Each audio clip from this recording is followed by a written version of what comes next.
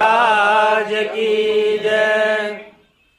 મોટા પોંડાથી પદયાત્રામાં તેમજ આજુબાજુથી બીજા ગામના પધારેલ સાંઈ ભક્તોને ઓમ સાઈ રામ।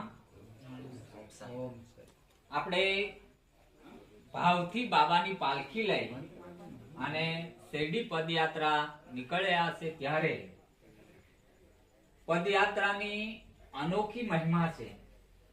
આપણને એમ પગલે એક એક ડગલું ભરીએ એ ડગલાનું ભગવાન નોંધ લેતા હોય છે।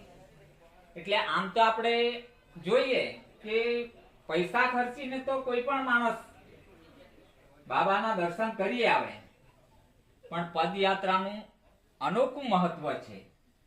અને પદયાત્રામાં નીકળ્યા ત્યારે આપણે એટલી સાંઈ ભક્તોને ખાસ વિનંતી કે આપણે ફક્ત ચાલવા માટે નથી નીકળ્યા, એક પદયાત્રાએ નીકળ્યા છે।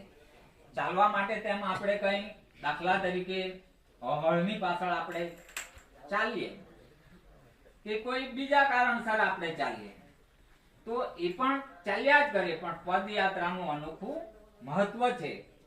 એટલે પદયાત્રાએ જતી વખતે આપણે આપણા પોતપોતાના નિયમોમાં ચાલવાનું છે અને ભગવાનનું બાબાનું સ્મરણ કરતા ચાલવાનું છે અને ભક્તિની સાથે ચાલવાનું છે। આપણે આ એક આપણી કઈ યાત્રા છે?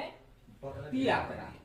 ની કે પછી આપણે આમ તો જવું હોય તો આપણે કહી તેમ 500 રૂપિયા ખર્ચીને અથવા 1000 રૂપિયા આવવા જવાના 1000 રૂપિયા થાય તો યાત્રા થઈ જાય, પણ આ યાત્રાથી આપણે કંઈક મેળવવાનું છે।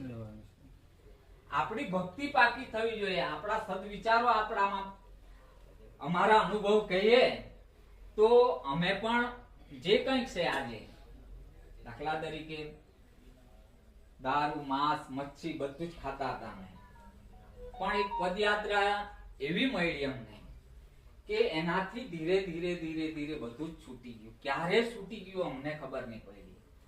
ખરેખર આમ તો આ બીજા ભક્તોએ તો અમારા જે પધારેલા છે એ લોકોએ તો ઘણી બધી પદયાત્રા કરી છે અને હું પણ એ લોકોની સાથે પંચલાય પદયાત્રા માં તો પછીથી જોડાયો, પણ એ પહેલા મારી લગભગ આ 15 પદયાત્રા થઈ છે, પણ એ પહેલા સૌથી પહેલામાં પહેલી પદયાત્રા વલસાડમાંથી